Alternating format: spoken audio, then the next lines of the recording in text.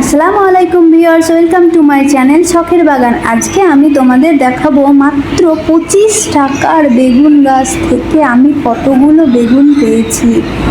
তো 25 টাকা দিয়ে মা এই বেগুন গাছগুলো কিনে এনেছিল। এখানে আমি 4টে গাছ লাগিয়েছি আর অন্য সাইডে আরও গাছগুলো লাগিয়ে দিয়েছি। তো 25 টাকার বেগুন গাছ থেকে আমি 100টারও বেশি বেগুন পেয়ে গেছি। তোমাদেরকে দেখাচ্ছি কী পরিমাণে বেগুন ধরে।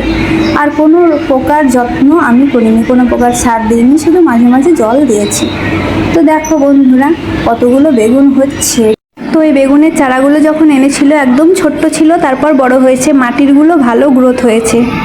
তো দেখো কত বেগুন হয়, মনে হয় 100টা হয়ে যাবে যতটা আমি বেগুন তুলেছি। প্রায় 6, 2, 3, 4, 5, 6টা পর্যন্ত বেগুন তুলি।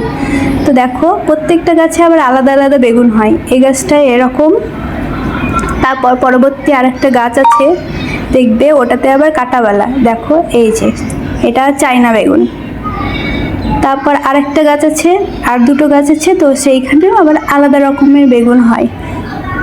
আমরা এই গাছ থেকে বেগুন উঠিয়ে ইচ্ছা মতো রান্না করতে পারি। তো তোমরাও বন্ধুরা 2-1টা করে বেগুন গাছ লাগাও আর বিষমুক্ত বেগুন খাও।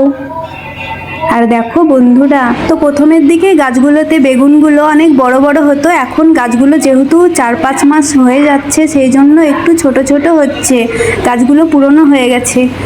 তো বন্ধুরা ভিডিওটা ভালো লাগলে একটা লাইক করে দিও।